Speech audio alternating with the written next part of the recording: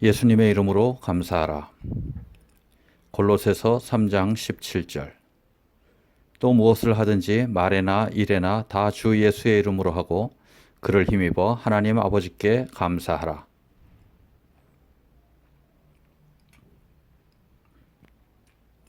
오늘도 평안하십니까? 아르헨티나 선교사 김인서 목사입니다.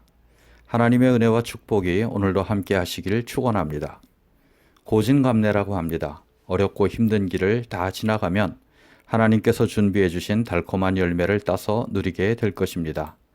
감사가 넘치는 그날이 이제 멀지 않았습니다. 이것이 오늘 우리의 감사의 제목입니다. 오늘 개인적인 감사의 제목은 무엇입니까?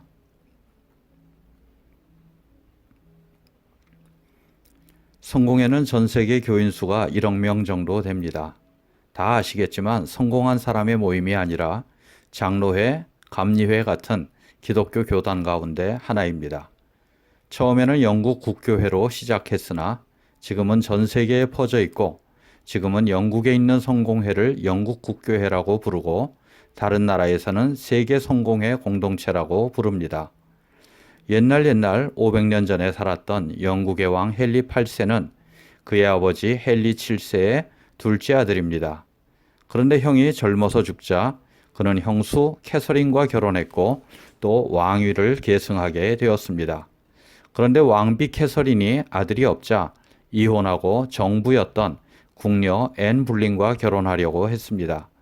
하지만 로마 가톨릭 교회에서 이혼 승인이 나지 않았습니다.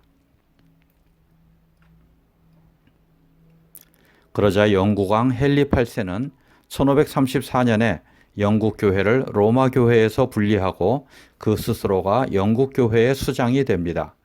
당시 세계는 르네상스와 종교개혁의 기운이 무르익어 중세가 끝나고 근세가 시작되고 있었습니다. 그 틈에 종교개혁을 선포한 헨리 8세는 영국 교회의 개혁과 독립을 이루었습니다. 그리고는 자기가 대장이 된 영국 국교회에서 자신의 이혼을 승인합니다. 헨리 8세는 일생에 6번 결혼했는데 2명의 왕비를 처형하고 2명의 왕비와는 이혼했습니다. 그는 남봉꾼이었고 폭군이었습니다. 저와 여러분은 사랑하는 배우자와 모든 어려움을 극복하고 백년해로 하시기를 축원합니다. 영국 교회가 로마 가톨릭과 결별하고 새 교회를 세웠지만 지도자가 교황 대신 영국 왕이라는 것 말고는 큰 차이가 없었습니다. 그래서 종교개혁의 관점에서 볼 때는 개혁되지 않은 구시대의 교회 그대로였습니다. 난폭한 정치인이었던 헨리 8세는 진정한 종교개혁에는 관심이 없었고 종교개혁의 힘을 빌어서 자기의 욕심을 채울 뿐이었습니다. 이것을 알고 있던 영적으로 깨어있는 시민들은 진정한 종교개혁을 원했습니다. 바른 신앙을 회복하길 바랐고 온전히 하나님께만 예배드리기 원했습니다. 그래서 청교도가 등장합니다.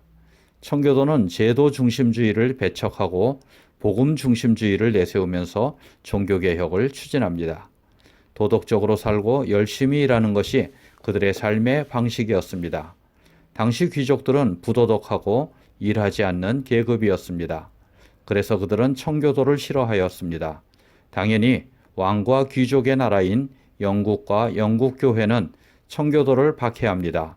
고난받던 청교도들은 지하로 숨어들기도 하고 해외로 도피하기도 합니다. 지난 10년간 수백 명의 한국인 선교사들이 중국에서 비자 재발급을 거부당했습니다. 사실상 추방당한 것입니다. 하지만 중국의 신앙인들은 남아서 다시 지하로 들어가야 했습니다. 땅 속에서 사는 것은 아니지만 자기의 믿음을 숨기고 사는 마음이 얼마나 고통스럽겠습니까? 중국은 공산당이 지배합니다. 그리고 공산당이 최선이고 최고라고 선전합니다.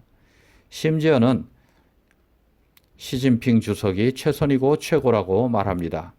그런데 사실 최고는 하나님이시라고 말하는 사람들이 있으니 쫓아내지 않을 수가 없습니다. 기독교는 모든 독재를 반대합니다. 좋은 나라는 하나님이 통치하십니다. 하나님이 통치하시면 좋은 나라입니다.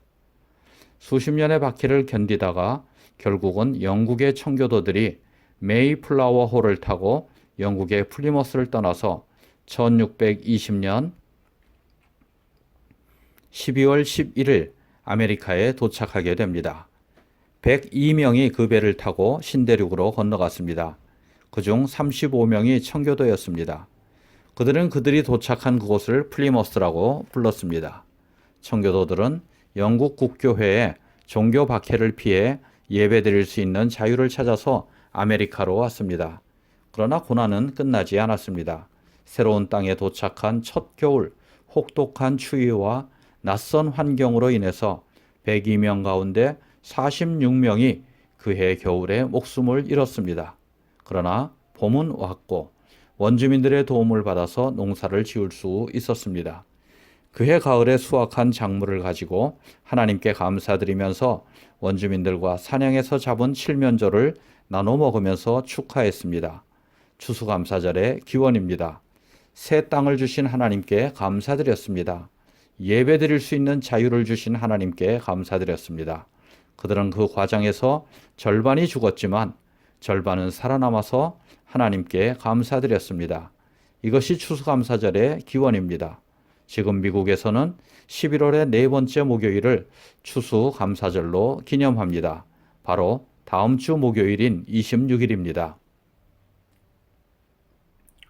그리고 믿지 않는 사람들에게는 블랙 프라이데이로 유명한데 추수감사절 다음 날인 금요일에 모든 상점들이 세일을 하기 때문입니다. 그 영향을 조금 받은 아르헨티나에서는 1년에 몇 번 사이버 월요일로 축제를 진행합니다. 그런데 한국 교회는 보통 셋째 주일에, 미국 교회는 보통 넷째 주일에 추수감사절 예배를 드립니다. 우리 비다아분단때 교회는 오늘 추수감사절 예배를 드립니다. 오늘 예배 후에는 인터내셔널 디너로 즐거운 시간을 보냅니다. 우리 교회는 다국적 교회입니다. 한국, 미국, 도미니카, 베네수엘라, 볼리비아, 파라과이 및 아르헨티나 국적자로 구성되어 함께하고 있습니다. 그래서 감사절을 전후해서 인터내셔널 디너를 열고 함께 축하합니다. 오늘 예배 후에 다 함께 즐거운 시간 나누십시다. 사무엘은 그의 첫 번째 책 7장 12절에서 여기까지 인도하셨다고 도움의 돌, 즉 에벤에셀의 하나님께 감사드립니다. 우리는 지난 2년간의 팬데믹을 지나면서 여기까지 살아남게 하신 하나님께 감사드립니다. 우리는 지난 7년간의 경제 불황을 겪으면서 여기까지 살아남게 하신 하나님께 감사드립니다. 개인적으로는 지난 28년 동안 우리 부부를 지키시고 여기까지 함께 살게 하신 하나님께 감사드립니다. 여러분은 어떠십니까? 우리 부부에게 2 자녀를 주시고 그들을 여기까지 한 걸음씩 인도하여 주신 하나님께 감사드립니다. 여러분의 자녀, 여러분의 부모 형제는 어떻습니까? 우리 비다아분단때 교회를 세워주시고 여기까지 인도하여 주신 하나님께 감사드립니다. 우리 모두 같은 이유로 감사합니다. 그렇지 않습니까? 오늘 개인적인 감사의 제목은 무엇입니까? 개인적인 감사의 제목을 우리의 왓츠앱 그룹에 남겨주시겠습니까? 서로에게 큰 은혜가 될 것입니다.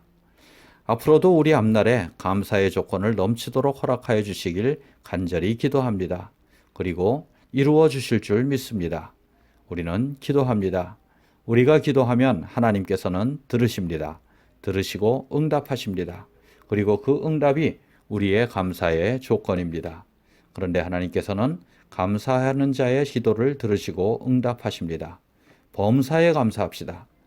그리고 감사가 넘침으로 축복이 넘치는 삶을 살아가십시다. 하나님께서 감사하는 우리에게 더욱더 큰 감사의 조건을 허락하여 주시리라 굳게 믿습니다.